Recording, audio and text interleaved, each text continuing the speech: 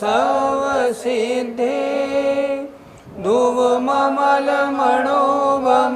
गतिं पत्ते वोच्छामि समयपाहुड मेणमोसुद केवली भड़िदम।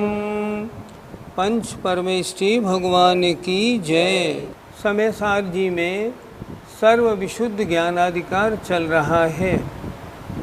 उसमें आचार्य बता रहे हैं कि जब तक ये जीव आत्मा को आत्मरूप से और अन्य परद्रव्यों को परद्रव्य रूप से नहीं जानता, अन्य द्रव्य जो है वो मेरे नहीं है, जब तक ऐसा नहीं जानता है तब तक उनमें राग द्वेष करता है और अपनी परम समाधि से च्युत रहता है।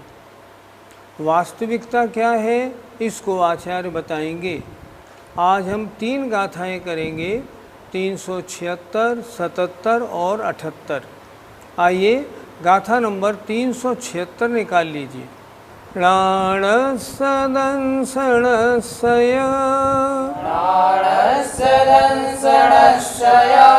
भणिदो घादो तहा चरितस्स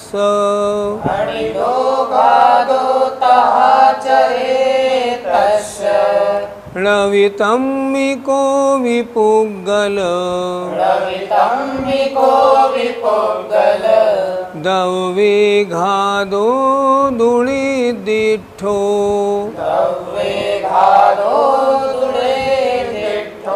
बोलिए। प्राणस्सदंसणस्सय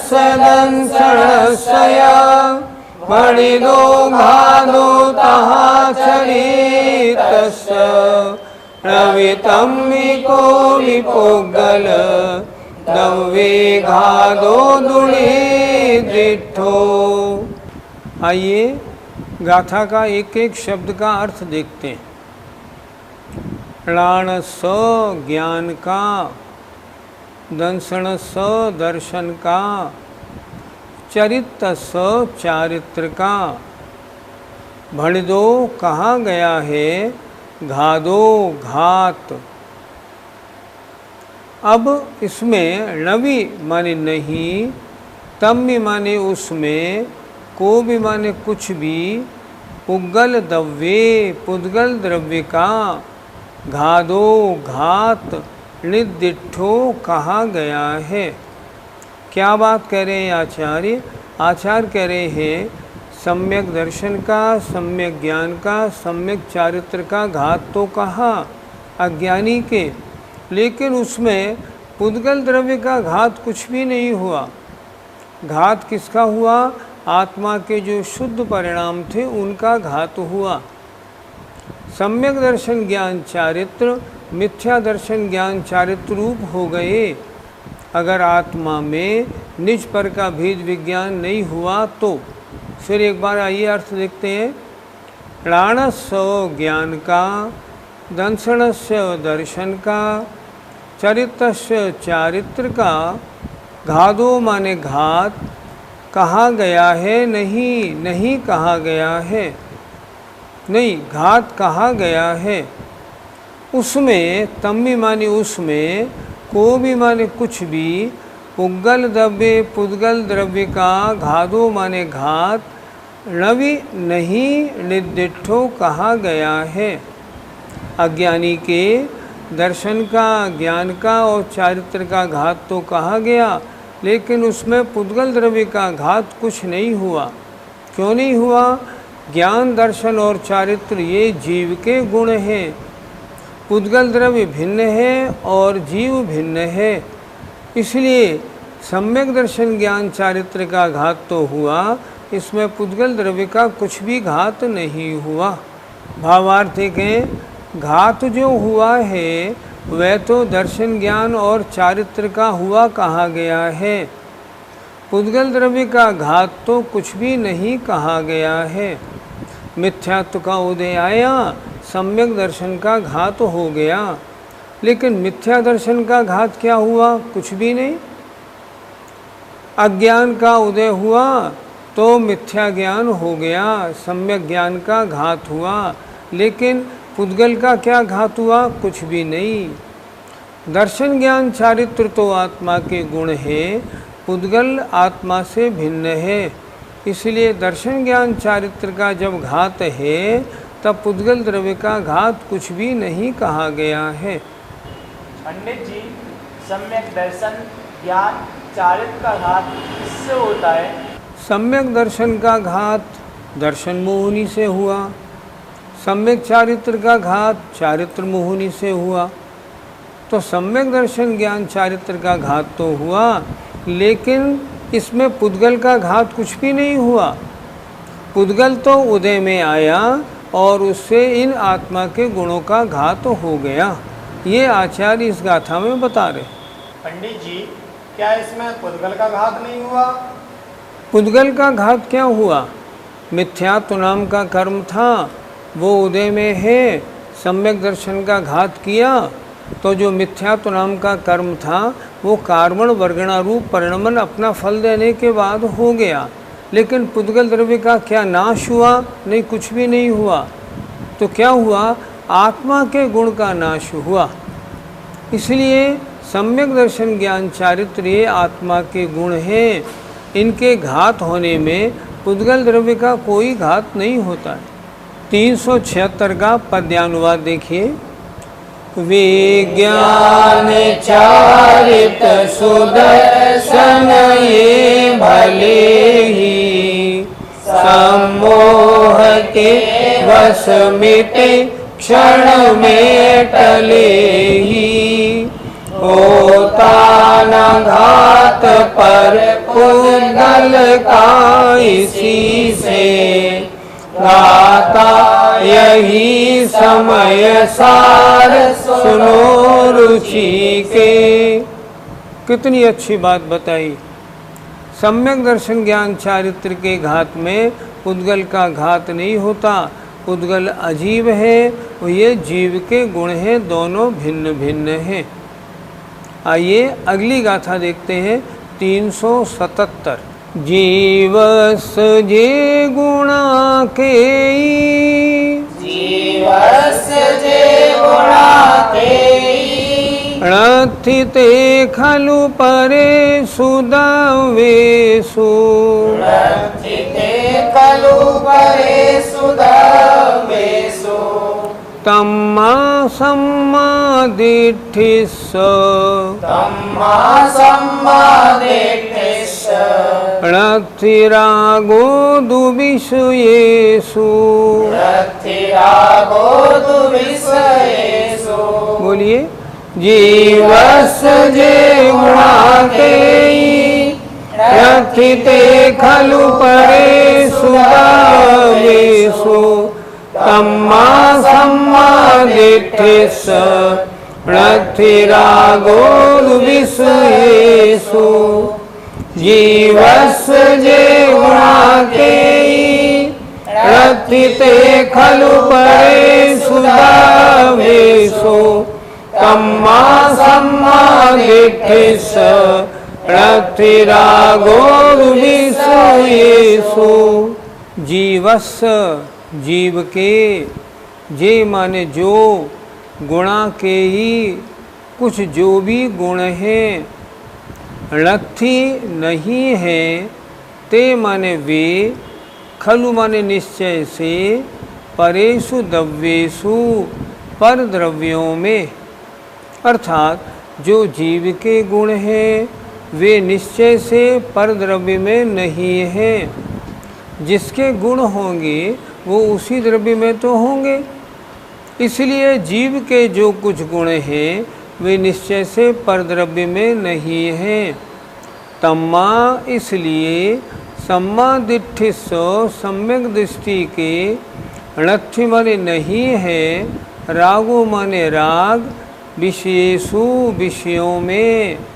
इसलिए जो सम्यक दृष्टि होता है उसके विषयों में राग नहीं होता। वो सोचता है ये राग द्वेष आदि अगर मैं पंचेंद्रियों के विषयों में राग करूँगा तो ये तो मेरे गुणों का घात करने वाले हैं, इसलिए मैं इनमें राग क्यों करूं? मैं तो अपनी आत्मा में ही निरंतर रमण करने वाला हूं और मुझे वो ही ठीक है। फिर देखें एक बात, जीवस्य जे गुणा केई, जीव के जो कुछ गुण हैं, ते माने वे, खलु माने निश्चय से, परोयसु द्रव्येषु नत्थि, पर द्रव्य में नहीं है। जीव के गुण दर्शन ज्ञान चारित्र, क्या ये अन्य द्रव्य में पाए जाएंगे? नहीं, कभी भी नहीं। जीव में ही होंगे, अन्य में नहीं। तम्मा, इसीलिए सम्मादिठ्ठि सम्यक दृष्टि के विषयेषु पंचेंद्रिय विषयों में रागो नत्थि, राग नहीं है। तो उसकी इच्छा कहाँ रहती है? उसका मन रमता कहाँ है? अपने शुद्ध आत्मद्रव्य में रमता है, पंचेंद्रिय विषयों में नहीं रमता। क्योंकि जीव के जो कुछ गुण हैं वे निश्चय से परद्रव्य में नहीं हैं। इसीलिए सम्यक दृष्टि को विषयों में राग नहीं होता। सम्यक दृष्टि को तो आत्मा में ही रुचि होती है। पंडित जी, क्या जीव के गुण अन्य द्रव्यों में नहीं होते? सिद्धांत तो ये है कि किसी एक द्रव्य के गुण अन्य द्रव्य में होते ही नहीं। जीव का कोई गुण पुद्गल में नहीं, पुद्गल का कोई गुण धर्म द्रव्य में नहीं, धर्म का गुण अधर्म में नहीं, कोई नहीं होते। जीव के गुण पुद्गल में नहीं, पुद्गल के गुण जीव में नहीं। जरा सोचो, क्या जीव में स्पर्श रस गंध वर्ण होते हैं क्या? नहीं होते। क्या आत्मा दिखती है क्या? नहीं दिखती। क्यों? कि मूर्तिकपना ये पुद्गल का गुण है, जीव का गुण नहीं। इसलिए जीव की बात नहीं। कहीं भी देखें ना तो एक द्रव्य के गुण अन्य द्रव्य में नहीं पाए जाते, ये सिद्धांत है। सम्यक दृष्टि को शब्द आदि अच्छे नहीं लगते। जिसने मैं क्या हूँ, मेरा क्या है, अन्य क्या है, अन्य का क्या है, इस बात को जान लिया है अच्छी तरह, ऐसे उस सम्यक दृष्टि के शब्दादि जो पंचेंद्रिय के विषय हैं उनमें अच्छापना कैसे लगेगा? वो जानता है कि अगर इनमें राग करूँगा तो मैं आत्मा से भ्रष्ट हो जाऊँगा, मैं समय सार से दूर हो जाऊँगा, मेरी समाधि टूट जाएगी, मेरा अशुभोपयोग शुभोपयोग बन जाएगा। इसलिए वो तो निरंतर अपनी आत्मा में रुचि रखता है।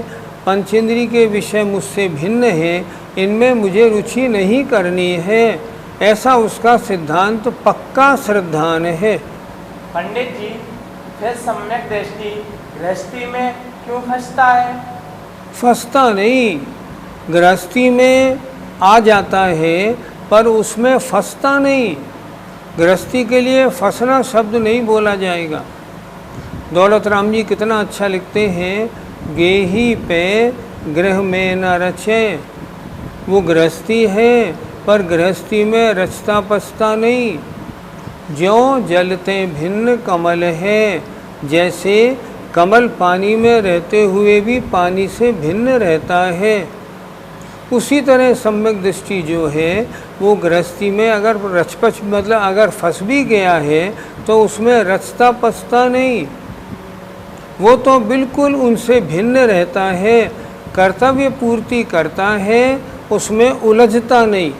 यही तो सम्यक दृष्टि और मिथ्या दृष्टि में अंतर है। जैसे जैसे इष्टोपदेश में कितना अच्छा लिखा है, यथा यथा समायाति संवित्तौ तत्वमुत्तमं तथा तथा न रोचन्ते, तथा तथा न रोचन्ते विषया सुलभा अपि। जैसे जैसे सम्यक दृष्टि को आत्मरुचि होने लगती है वैसे वैसे वो अन्य द्रव्यों में बिल्कुल भी लुभाता नहीं। अर्थ क्या हुआ इसका? देखो, जैसे जैसे सम्यक दृष्टि को अपनी आत्मा का आनंद आता जाता है, सम्यक्त की विशुद्धि बढ़ती जाती है, वैसे वैसे उसको जो सुलभ जो प्राप्त विषय है वो भी रुचिकर नहीं होते। और यथा यथा न रोचन्ते विषया सुलभा अपि।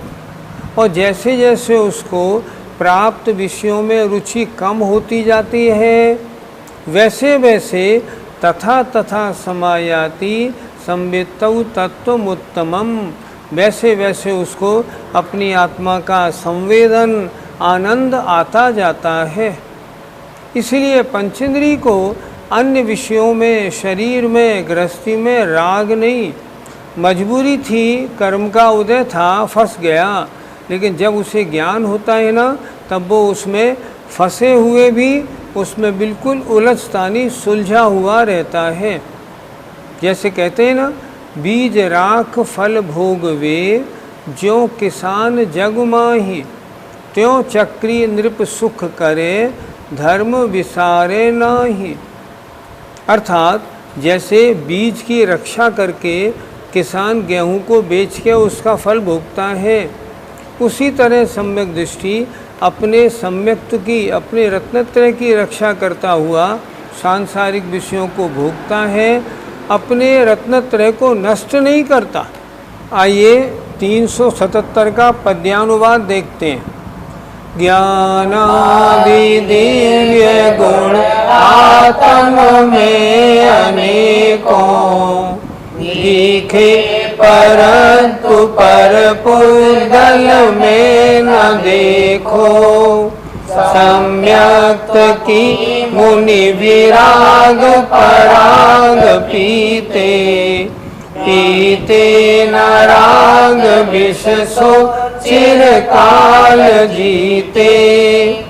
कितना अच्छा लिखा है। आत्मा में दिव्य गुण ज्ञानादि बहुत से हैं, लेकिन उनमें कोई भी गुण पुद्गल में दिखाई नहीं देता। मुनि महाराज कैसे होते हैं? सम्यक्त की और विराग की जो पराग, जो खुशबू है, जो सतह है, उसका आनंद लेते हैं। राग द्वेष को नहीं पीते। इससे क्या होता है? चिरकाल जीते, अर्थात वो मुक्ति की प्राप्ति करते हैं। आइए अब गाथा नंबर 378 देखते हैं।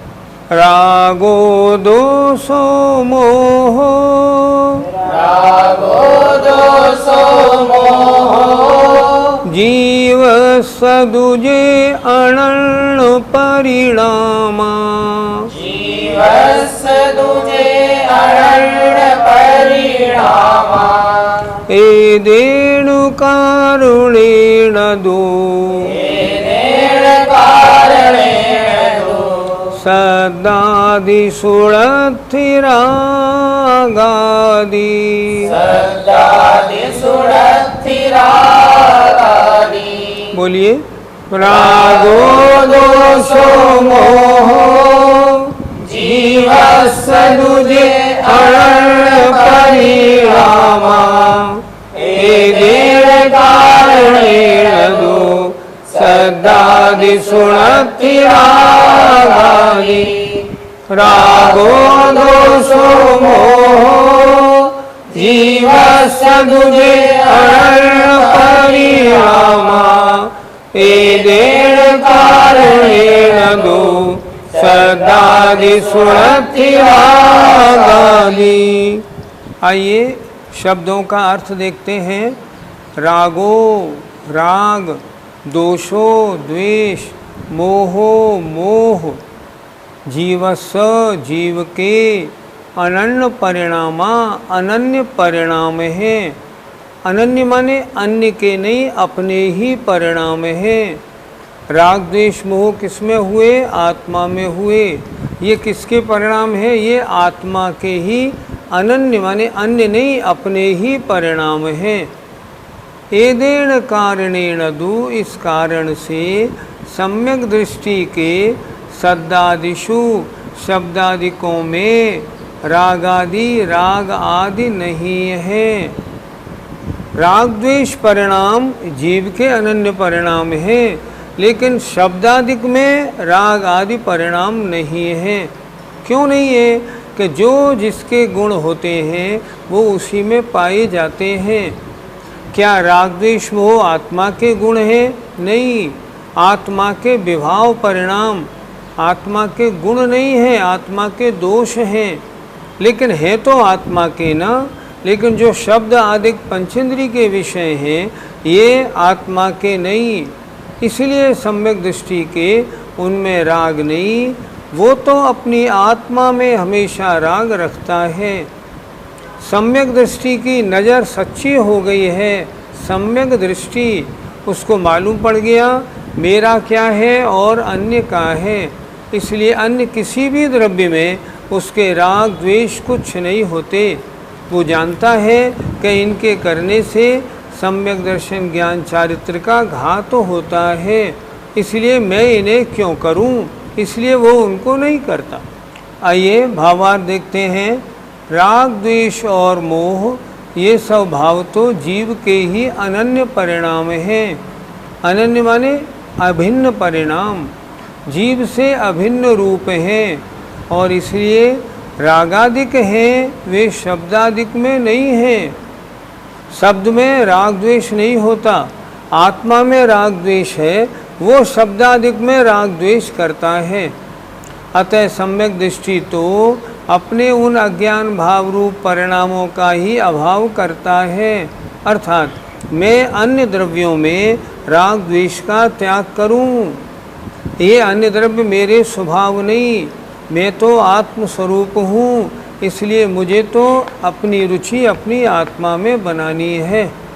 इसलिए आत्मा के अलावा जितने भी शब्दादिक अन्य विषय हैं उनमें उसकी रुचि नहीं होती, राग इंटरेस्ट नहीं होता।